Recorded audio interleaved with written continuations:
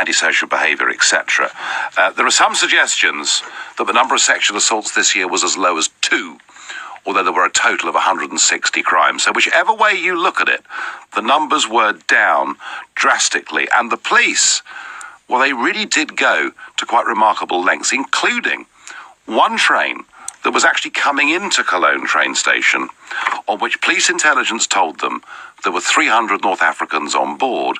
The train was actually stopped and turned back and sent to where it came from before it even reached the destination of the main train station at Cologne. So the police were not messing about with this, but there are many in Germany who think it's outrageous, who think it's a move back towards racism in Germany. It is a very, very hot topic in that country. But I would suggest also it's a hot topic in this country because the police here are often accused of racial profiling and told that it is wrong.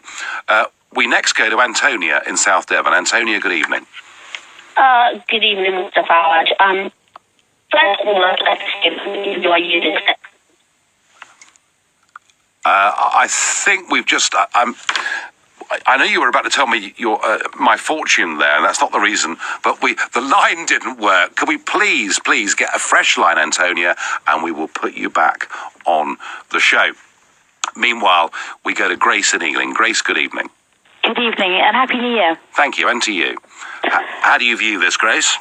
I think that this is very complex in that we need to understand the two different issues of Muslims and Islam.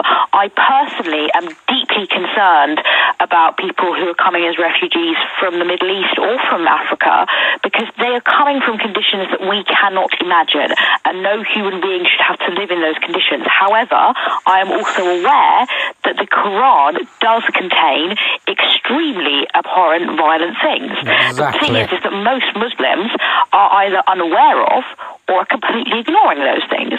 So we need to have a more intelligent, sensible, complex strategy that enables us not to just, keep everyone out, because that's unfair on the vast majority who are innocent and deserve help, but at the same time, to be able to monitor those who do come in. We need to look at it more intelligently than just say, let's keep them all out or let's let them all in, because most Muslims are unaware of or ignoring the very dangerous parts of Islam. The problem here, Grace, ISIS boasted back in sort of early 2015 that they would use the migrant crisis coming across the Mediterranean to flood Europe's shores with their fighters. They were very open about it, very boastful about it. And I remember when David Cameron went out to Jordan to visit a refugee camp and said that we would take some refugees from these camps. He was warned by the education minister in Jordan who was showing him around, do be aware, Mr. Cameron, that 2% of these people will be ISIS supporters. So whichever way we do this, Grace, I agree with you. It's difficult, very, very difficult. And the last thing I would want to do is for us to go to war with Islam. You're absolutely right about that. That would be a complete catastrophe. But I think in terms of who we let into the country, we're going to have to be very, very strict indeed. We just cannot afford for a handful of people even coming in from those countries to cause the kind of harm that we saw in Berlin, let alone what happened in Istanbul on New Year's Eve. And so, Grace, I think we're going to have to be tough about this, don't you? I think that we need to think more about monitoring rather than just keeping people out. I think to some extent you're right, but I do think we should take into account that a lot of people are coming from extreme poverty or having had their homes all, completely blown to pieces.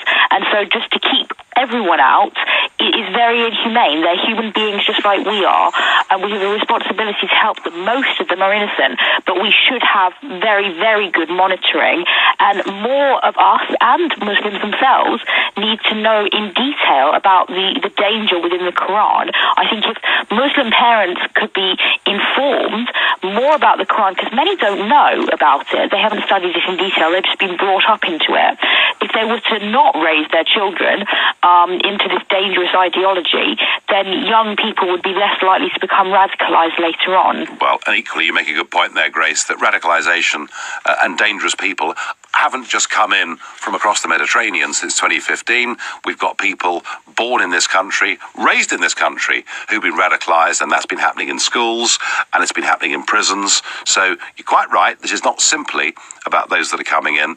I just think there is a feeling that those that are coming in are adding perhaps to a problem that is there already. Now, we've got the phone line back. Antonia in South Devon, good evening.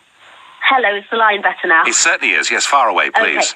Okay. So I believe that you are actually using sexism and acts of sexual assault to further your actually xenophobic and quite racist rhetoric. I don't think you actually do care about sexual assault survivors and what is going on. I think that you are using it to further your own political agenda. All right. Okay, I'm sexist. All right, well, that's fine. Let's just sort of accept that for a minute, shall we? I'm sexist, but... I actually didn't say that. But what happened... Antonia, isn't there a problem here? If we're really going to confront this, that actually...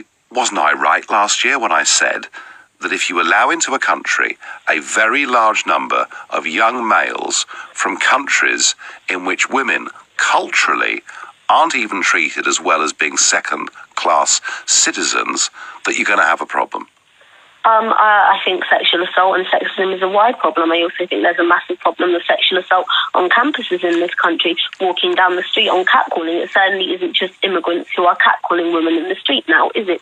And I think if you want to have a very open and honest conversation about sexism, you will realise that it is not a problem of immigrants. Immigrants are not to blame for sexism. Yes, there is a problem in many countries in the world with how women are treated, but there is also a problem here that you are glossing over. I don't think, look, whatever problems there are in this country, I don't think they even compare to many parts of North Africa or Saudi Arabia, where a woman can't even drive a motor car. Exactly. They're banned from doing it. Fucking hell.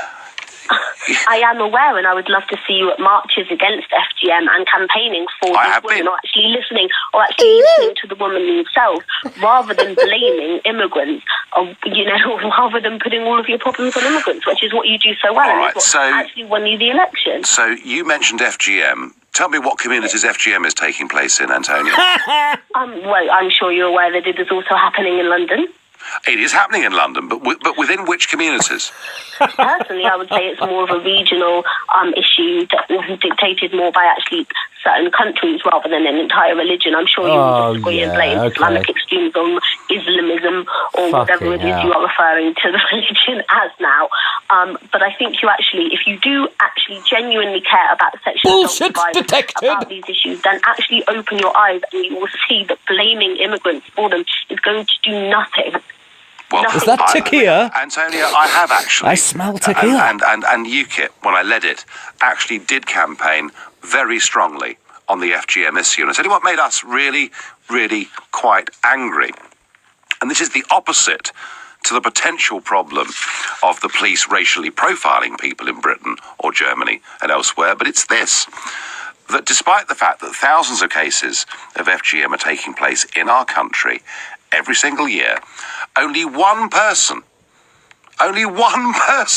so far has been charged and gone to court, and they have not received a custodial sentence. So not one person has gone to prison for performing these acts. And I think the feeling, Antonia, is that actually the authorities in this country have been soft-pedaling on these issues for fear of being called racist. So look, we can disagree, perhaps, Antonia, in terms of what we think the main priorities are. But believe me, we both want a better and fairer world. And I thank you very much for your points and for your call.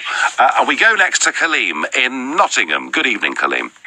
Good evening, Nigel. Hi, what do you make of it then? Happy New Year. Happy New Year. Well, I think that, this sort of problem that's arisen from the racial profiling, I think racial profiling is a bad thing, but in this case, I think you can't really blame the police officer, because majority of these attacks have been from people from places like North Africa, the Middle East and everything. And this isn't just the thing with the religion, it's the thing with the culture as well, because you see it on Facebook posts and everything, they're saying it's not the religion, it's the culture, and that doesn't verify. That doesn't mean that what they're doing is not wrong. It just means that we need to. That these globalist things like the EU that bring in thousands of these people all the time, they need to be stopped, and we need to sort of go back to our individualist ways. Standing ovation and for we this need man. to stop importing thousands of these people where Sharia law is their law. Sharia law, places is a system where there are people.